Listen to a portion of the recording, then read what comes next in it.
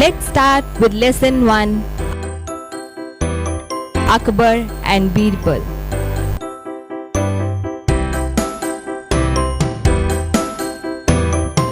Once Emperor Akbar fell ill. The doctor was readily called in. Since the doctor did not like Birbal, one of Akbar's 9 gems, he planned to teach Birbal a lesson and thought for king's remedy accordingly. Soon, the doctor felt the pulse of the emperor in order to diagnose him. He said to Akbar, "Your Majesty, I have a medicine that will heat you up again, but you must take it with bull's milk." Akbar was taken aback and asked, "Where will I get bull's milk?" "Please ask Birbal to arrange it for you," said the cunning doctor.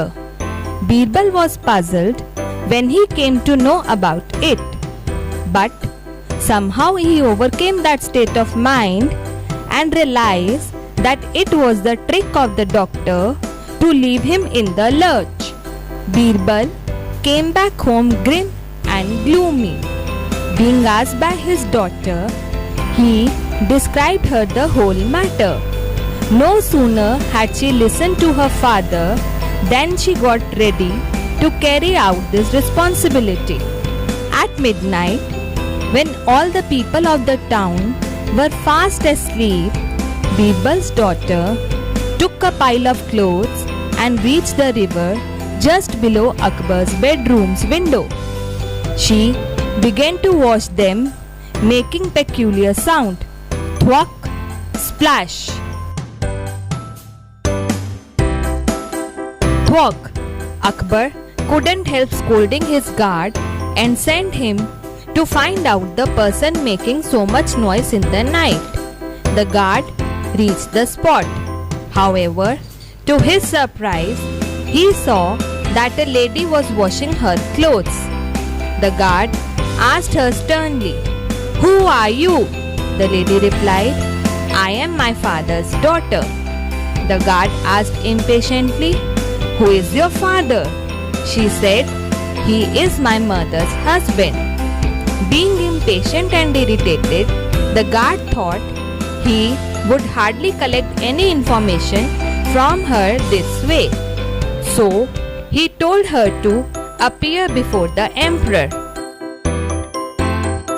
When the girl appeared before the emperor, Akbar asked her, "Why were you washing clothes in the middle of the night?" "Your Majesty, I beg your pardon because I could not help it.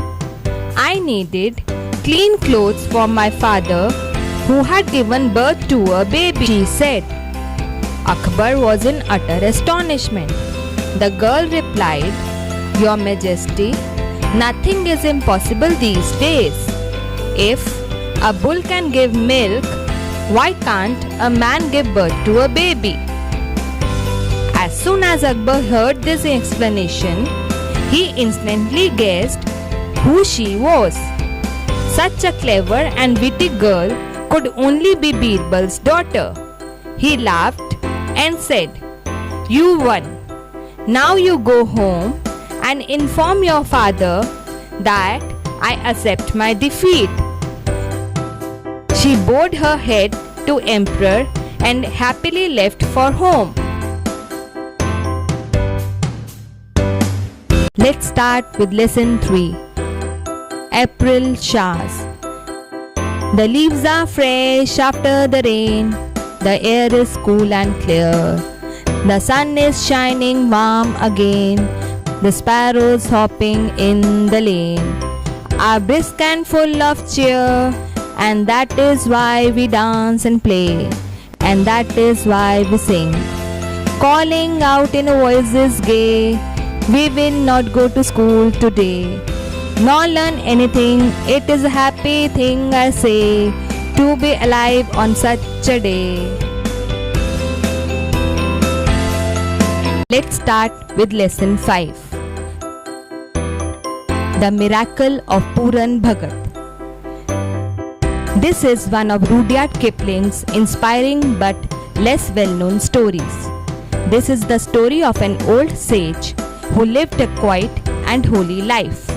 Read and find out what happens when disaster strikes. During the time when British were in India, Puran Das was a high caste Brahmin, highly educated and a powerful figure as the Prime Minister of one of the princely states of India. He was educated under the British and carried out many reforms in the state. He believed that what was good for the British was good for the Indians too. Roads were built and schools, hospitals were set up.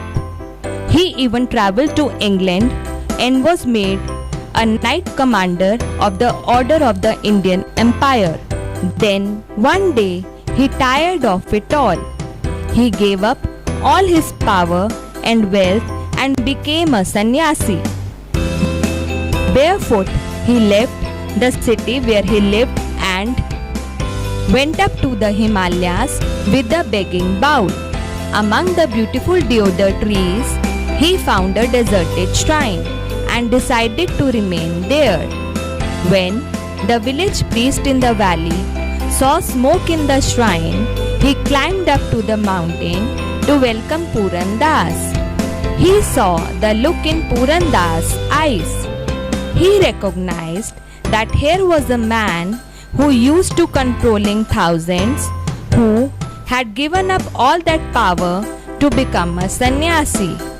He bowed before Puran Das and took the begging bowl and went back to village. He told the villagers that at last they had a true holy man at the shrine. The simple villagers were happy and Puran Das came to be known as Puran Bhagat. From then on, his bowl was never empty.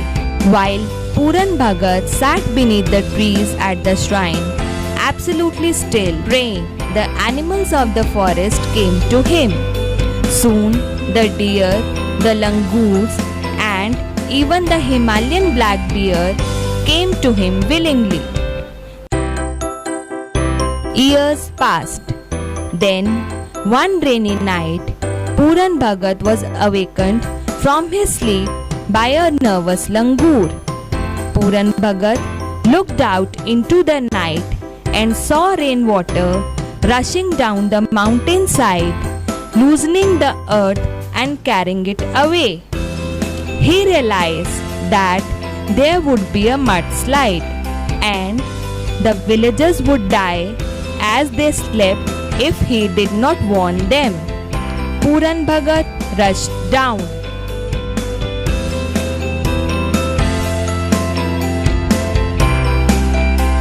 Into the village with the animals and awakened everyone.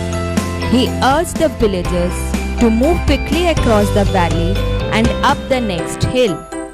He shouted, making sure that everyone left before he followed.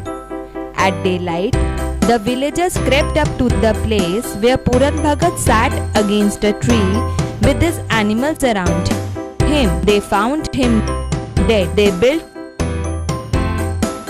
a shrine there in Puran Bhagat's memory where they worship to this day.